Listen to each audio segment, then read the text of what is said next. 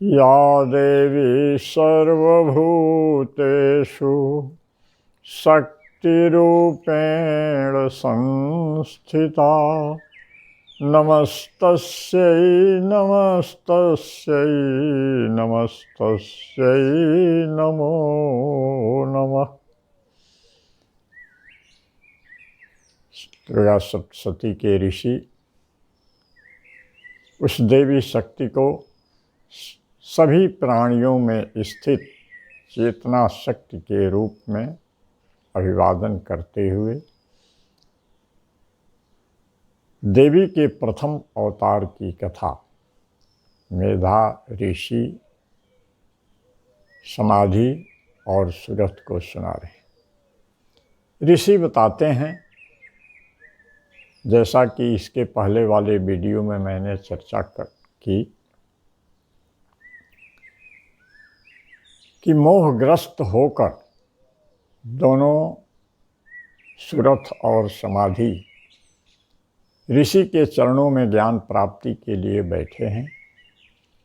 महामाया की इस लीला से निवृत्त होने का उपाय पूछ रहे हैं और ऋषि बताते हैं कि उस देवी का प्रादुर्भाव कैसे हुआ। शक्ति एक ही है, एक ही शक्ति कालरात्रि, मोहरात्रि, महारात्रि भी है, वही अविद्या भी है, वही विद्या भी है, वही सद्विद्या भी है, वही उद्भव स्थित संहार कारिणी है। वही शक्ति जीव को माया के बंधन में डालती है। और सबसे बड़ी गंभीर बात ऋषि यह बताते हैं कि मोह में डालने वाली पराम्बा की शक्ति ही जब जीव की स्तुति से, प्रार्थना से, उसकी कातर दीन दशा देखकर प्रसन्न हो जाती है, तो वही सद्विद्या बनकर उसे छुड़ाने का उपक्रम भी करती है। जीव की ज्ञानदात्री शक्ति भी वही है, दूसरी शक्ति नहीं है।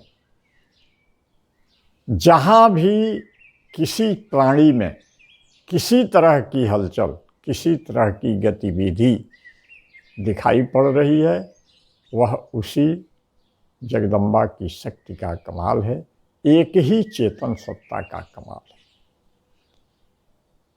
तो ऋषि बताते हैं कि जब योग निद्रा में विष्णु भगवान शयन कर रहे थे तो उनके कानों के मैल से दो राक्षस उत्पन्न हुए, मधु और कैटव। मधु का अर्थ होता है मीठा और कैटव का अर्थ होता है तीता, कड़वा। और ये दोनों राक्षस विष्णु भगवान से युद्ध करने लगे। युद्ध में 5000 वर्ष का समय व्यतीत हो गया और अंत में दोनों स्वयं प्रसन्न होकर के कहने लगे कि मैं तुमसे प्रसन्न हूँ, तुम मुझसे वर मांगो। देखिए, जो विष्णु भगवान के कानों की मैल से उत्पन्न हुए हैं, वे ही विष्णु भगवान से कह रहे हैं कि मुझसे वर मांगो। विष्णु भगवान कहते हैं कि मुझे किसी और वर की जरूरत क्या है। यदि तुम लोग मेरे युद्ध से प्रसन्न हो तो मेरे हाथों अपनी मृत्यु स्वीकार करो।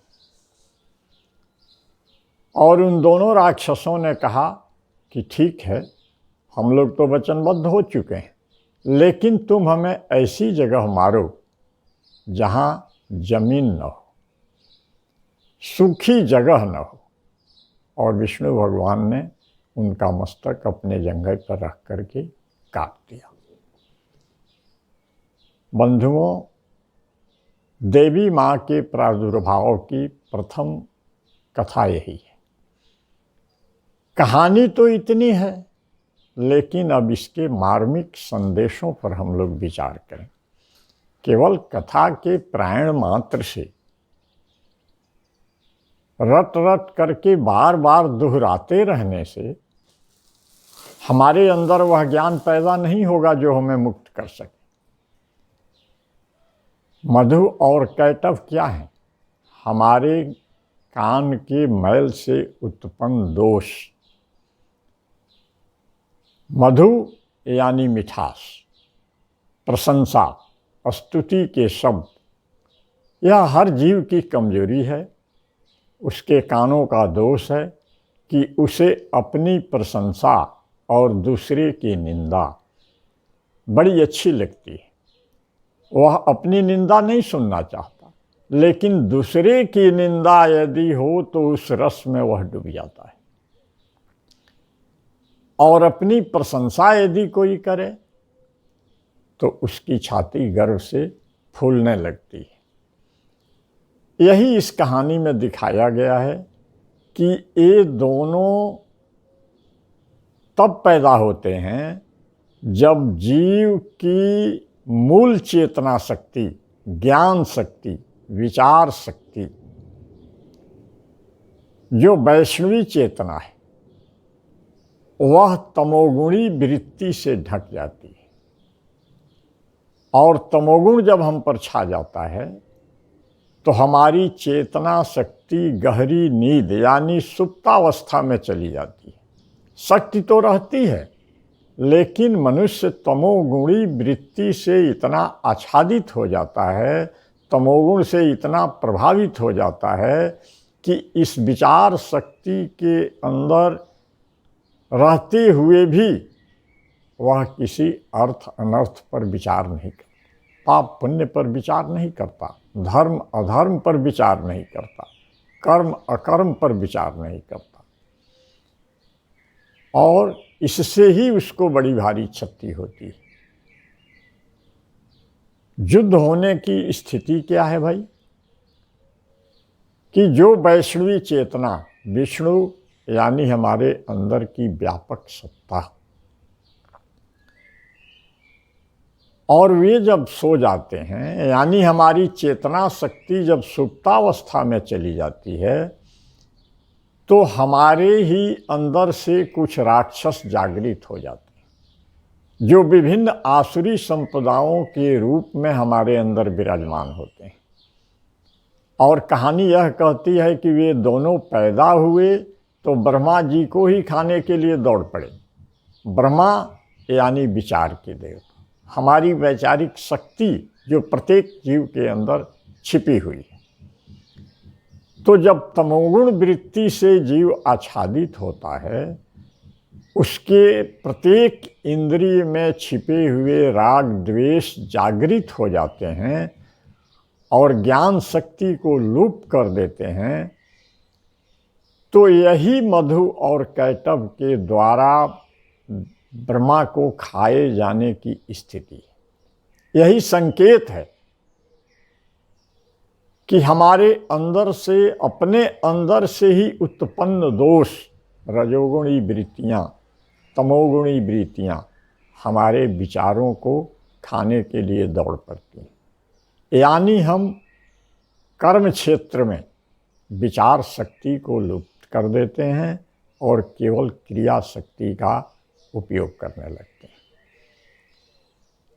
और धीरे धीरे जब किसी संत महापुरुषों के चरणों में बैठ करके हम ज्ञान प्राप्त करते हैं, उनसे इस रहस्य को जानते हैं और वे बताते हैं कि तुम अपनी सतोगुणी चेतना शक्ति को जगाओ, इसके लिए कुछ साधन करो, कुछ अभ्यास करो, कुछ तप करो। और जब वह चेतन शक्ति जगती है, यानी विष्णु जो हमारे अंदर व्यापक रूप में सत्ता बैठी है, वह जब तमोगुणी वृत्ति से मुक्त हो जाती है तो जग करके वही हमारे अंदर के राक्षसों से युद्ध करने को तत्पर हो जाती है। हमारा तप, हमारी साधना, हमारी चेतना शक्ति अपने अंदर के राक्षसों से युद्ध करते करते उन्हें परास्त करती है और मार डालती है। तब जीव इन सारे कलमशों से, सारे दोषों से मुक्त हो करके, पवित्र हो करके परमपिता परमात्मा से मिलने के योग्य बन जाता है।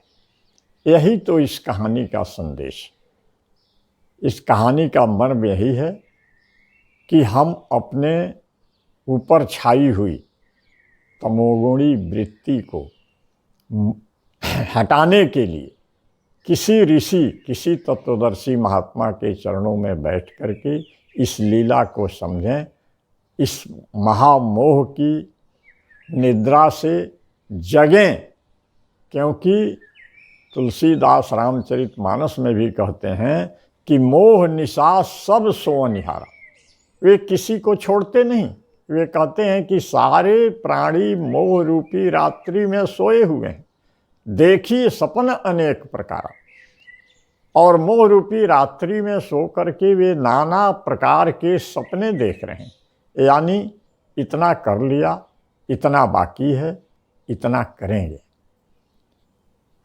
इसी सपने में खोए खोए खोए खोए कल्पना लोक में पड़े पड़े उनकी सारी जिंदगी समाप्त हो जाती है। तो जब कोई तत्वदर्शी महात्मा मिलते हैं, सच्चे संत फकीर मिलते हैं, तो वे हमें इस निद्रा से जगाते हैं।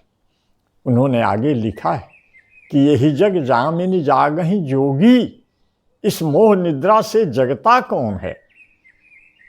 जोगी जगता है। तो पहले हम जोगी तो बने, यानी तपस्या तो करें। यही तो ऋषि बता रहे हैं कि ये शक्ति एक ही है, वह ढकी हुई है, लुप्त है।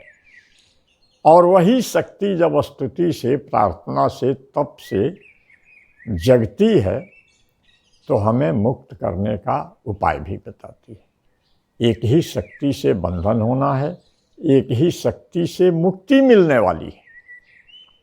तो बंधुओं, दुर्गा सप्तशती के इस मधु कैटभ और विष्णु भगवान के युद्ध से यह संदेश मिलता है कि हमें अपनी आंतरिक प्रवृत्तियों से मुक्त होने के लिए जो भी तप, साधन, स्वाध्याय, शास्त्राभ्यास, सत्संग और महापुरुषों का सेवन, ये सारे उद्यम करने पड़ेंगे।